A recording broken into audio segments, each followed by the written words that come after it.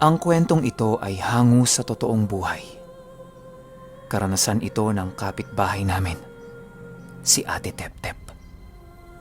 Taong 2000, 13 Martires, Cavite.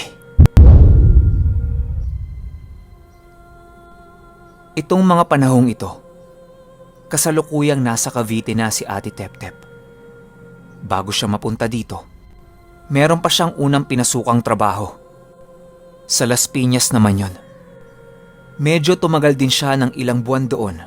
Gawa ng mabait naman yung mga naging amo niya. Ang naging problema lang, yung mga kapitbahay nila. Hindi niya gaanong naging ka-close. Di ba, si Ate Tep-Tep, human CCTV? Chismosa kumbaga. Dito sa lugar nila sa Las Piñas, ayaw na ayaw ng mga tao sa ganon. Kaso hindi mapigilan ni Ate Tep-Tep yung sarili niya. Dikit-dikit yung mga bahay dito eh.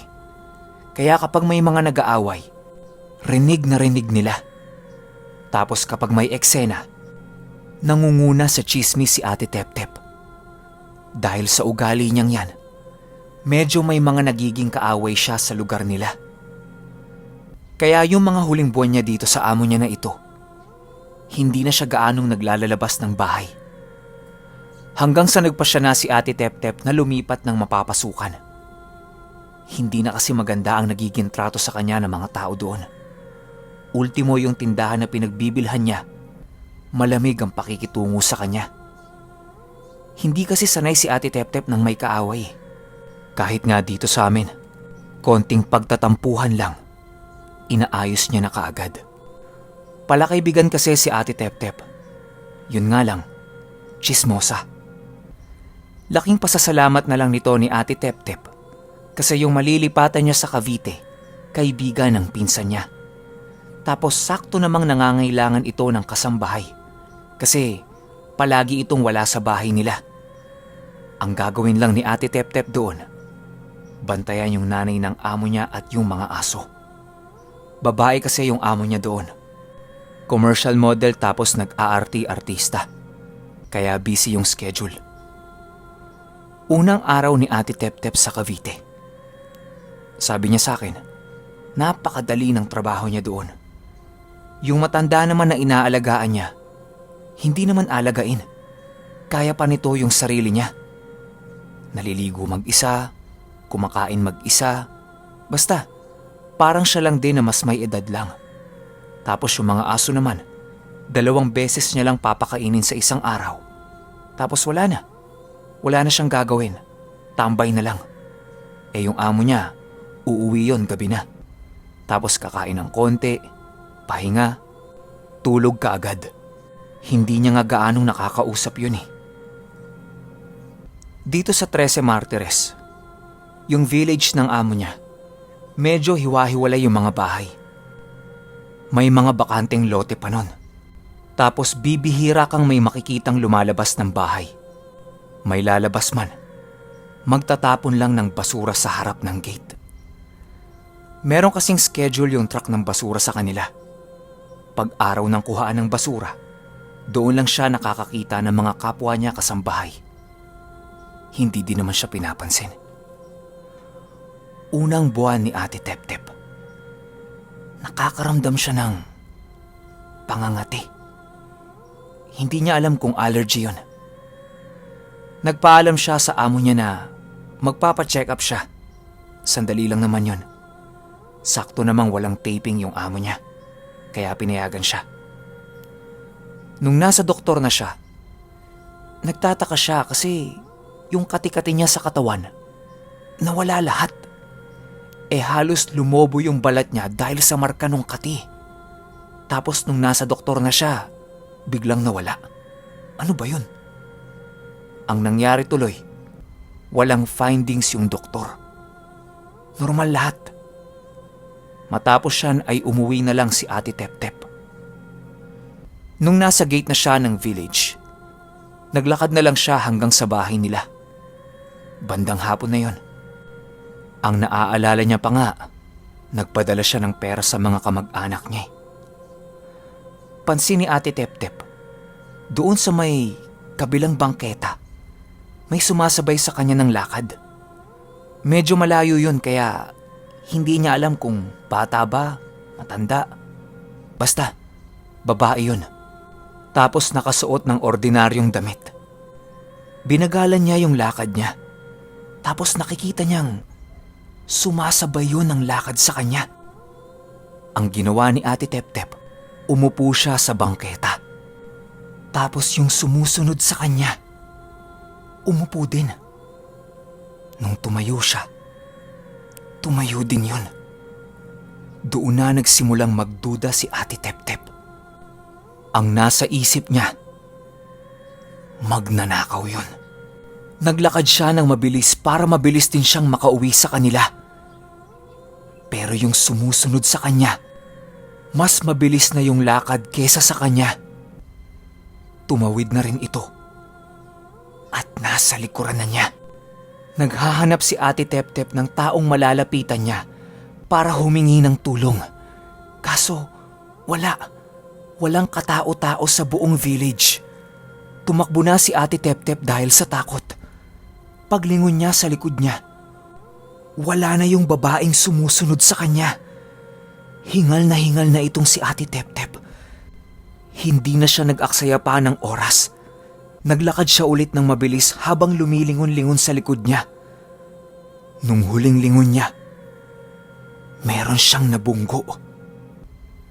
Pagharap ni Ate Tep-Tep, malaking lalaki yun na may mahabang buhok.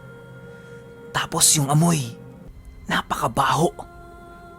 Tinanong ko kung amoy baktol ba. Baka kasi pulubi lang yun eh. Ang sabi ni Ate Tep-Tep, hindi. Amoy lupa na amoy saba na saging. Hindi niya mapaliwanag sa akin yun ng direkta. Pero pinakadikit na amoy nung lalaki, amoy paa. Ganon kabaho yung lalaki. Sabi ko, di ba kapulubi nga lang ate? Ang sabi niya, hindi. Iba ang mukha nung lalaki kumpara sa ordinaryong tao. Mahaba ang mukha nito na halos aabot na sa dibdib niya. Tapos itim na itim yung mata na natatakpan ng mahaba nitong pilik mata. Tapos sobrang kapal nung kilay. Pero yung parte kung saan napasigaw si Ate Tep-Tep, yung mga labi nito. Dahil ayon sa kanya, yung labi nito sobrang kapal. Tapos maraming sugat. Nagbibitak-bitak pa yung balat. Napasigaw siya nung ngumiti ito. Kay maniwala kayo o hindi, sobrang laki ng ngipin nun tapos matatalas. Nagsisisigaw na si Ate Tep-Tep. Hingi na siya ng hingi ng tulong hanggang sa napaatras siya at natumba. Biglang tumapat sa itaas niya yung lalaki at dahan-dahan itong binuka ang bibig niya at isinubo ang ulo ni Ate Tep-Tep. Amoy na amoy niya yung amoy basura na basa. Dahang-dahang kinagat ng nilalang na yon yung ulo ni Ate Tep-Tep. Nararamdaman niya na bumabaon yung mga ngipin nun unti-unti sa ulo niya. Nang biglang tumama ang dila nito sa mukha niya at nawalan siya ng malay. Maya-maya pa, nagising si Ate Tep-Tep. Sobrang liwanag nung lugar. Akala niya nga, langit na. Pero hindi. Nasa ospital lang siya. Natatarantang bumangon si Ate Tep-Tep. Tapos paglingon niya, andun yung amo niya. Nakaupo sa tabi niya. Ang sabi, humiga siya ulit. Na-overfatigue siya. Kaya siya hinimatay. Buti na lang, sa klinik siya hinimatay. Paano kung sa kalsada? Di na-aksidente pa siya. Napaisip si Ate Tep-Tep. Sa klinik pa lang, hinimatay na ako? Nakabiyahe pa nga ako tapos may mga humabol pa sa akin eh. Bakit ganon? Pakiramdam ko, totoong-totoo lahat. Ang sabi sa kanya ng amo niya, ilang oras na pahinga lang, pwede na silang umuwi. Habang nagpapahinga si Ate Tep-Tep, inisip niya rin na paano siya ma-over-fatigue? Wala nga siya halos ginagawa sa bahay. Matapos ang ilang oras, pinayagan na silang makauwi ng doktor. Habang nasa biyahe sila, ini-interview siya ng amo niya kung nahihirapan ba siya sa trabaho niya. Pasaway ba yung nanay niya? Yung mga aso niya, pinapagod ba siya? Ang sagot ni Ate Tep-Tep, napakagaan ng trabaho niya, kaya wala siya dapat ireklamo. Nung makauwi sila sa bahay, nagluto kaagad siya ng hapunan nila. Nung matapos na silang kumain, niligpit ni Ate Tep-Tep yung basura nila. Inisip niya, ilalabas niya na yun kaagad para bukas ng umaga, wala na siyang gagawin. Kuhaan kasi ng basura bukas. Ilalagay na lang niya yon sa gilid ng bahay nila. Tutal naman, bakanting lote yon, tsaka pag nakita ng mga basurero yon, kukunin din naman nila agad. Matapos samsamin ni Ate Tep-Tep yung mga basura nila, inilabas niya yon. Medyo mabigat, tsaka 2 garbage bag. 1 linggo kasi nilang ipon yun eh. Makalat yung mga aso. Yung unang garbage bag na labas na niya.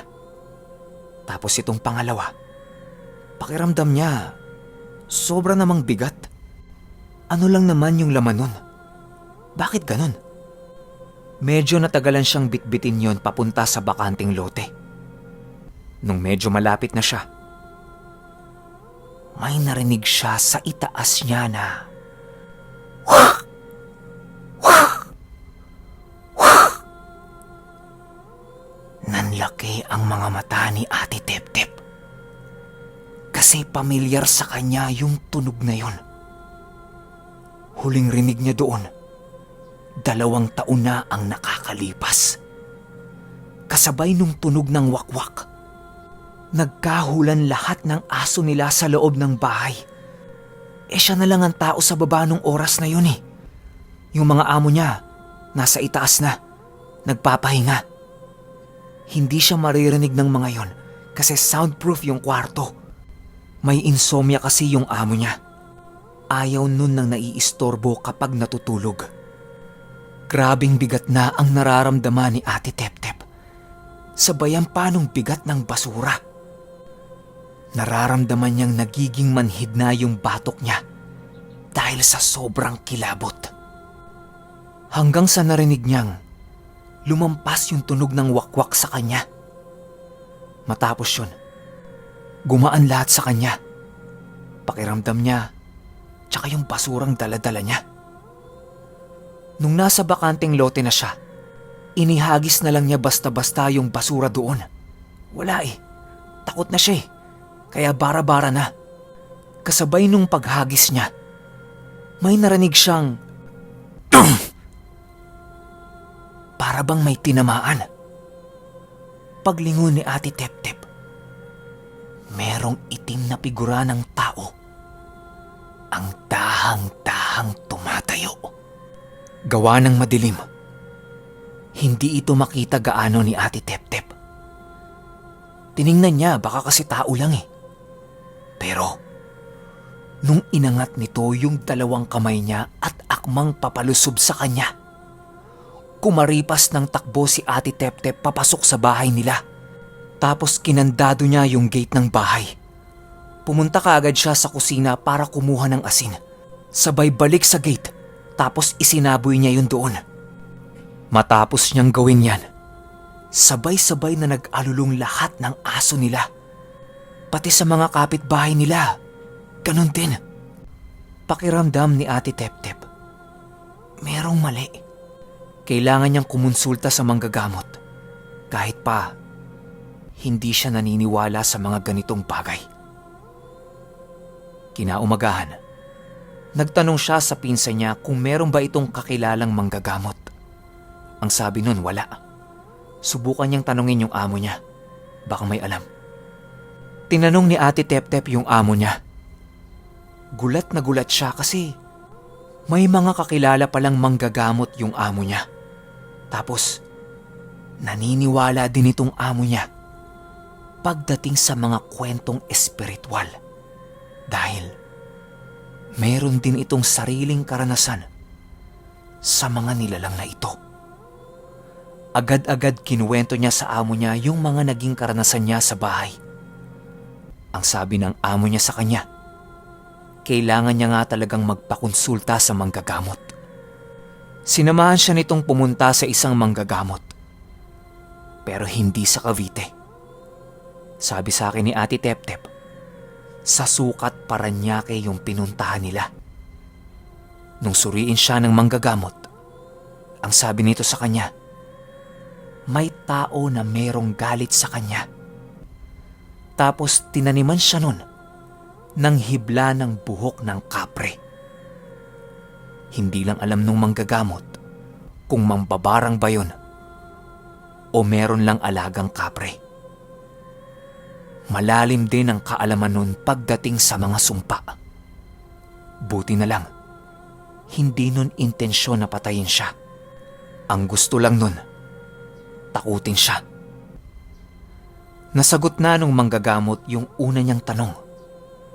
Yung pangalawang tanong niya, yung tungkol naman doon sa wakwak na sumusunod sa kanya. Ang sabi nung manggagamot sa kanya, base sa naging kwento niya, sa grupo nila noon sa Bulacan, siya yung may pinakamahinang pananampalataya sa itaas. Ramdam ito nung wakwak, kaya siya ang sinusundan nito para makaganti.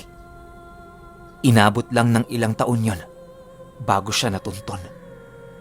Pero ang sabi ng manggagamot, tuluyan na yung lalayo sa kanya kapag idinikit niya ang sarili niya sa Ama. Tapos ugaliin niya din na maligo ng tubig na may halong asin. Araw-arawin niya. Nang sa ganun, lahat ng itim na enerhiya sa katawan niya mawala. Matapos ang lahat ng payo na manggagamot sa kanya, inobserbahan niya kung meron pa bang manggugulo sa kanya o di kaya magpaparamdam. Minsan ang ginagawa ni Ate Tep-Tep, kapag nagtatapon siya ng basura sa gabi, tumatambay siya saglit sa bakanting lote para pakiramdaman yung lugar. Pero lahat ng bigat at negatibong naramdaman niya noon, nawala lahat. Laking pasasalamat din niya dahil nahila pa nung manggagamot yung buhok ng kapre sa katawan niya. Ang masama pala nun kapag hindi nahila yun, habang buhay na siyang hindi tatantanan nung kapre.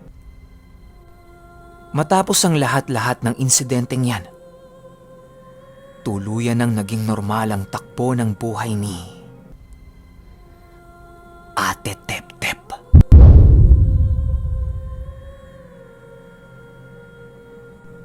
Okay, opinyon ko sa kwento ni ate. 'Di ba? 'Di ba?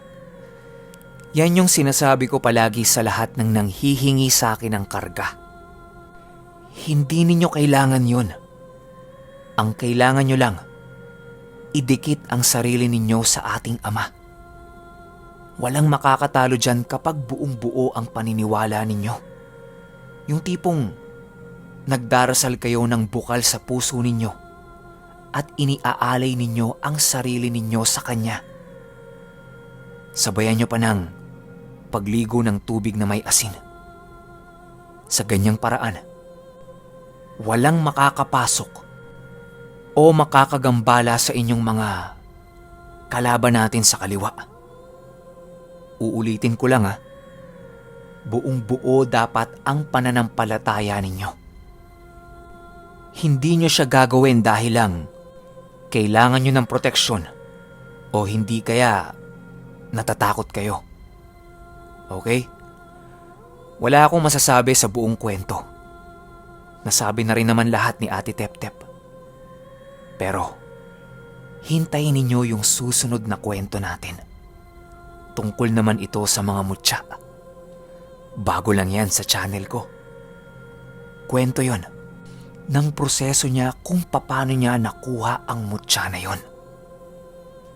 Yun lang. Hanggang sa susunod na kwento. Salamat.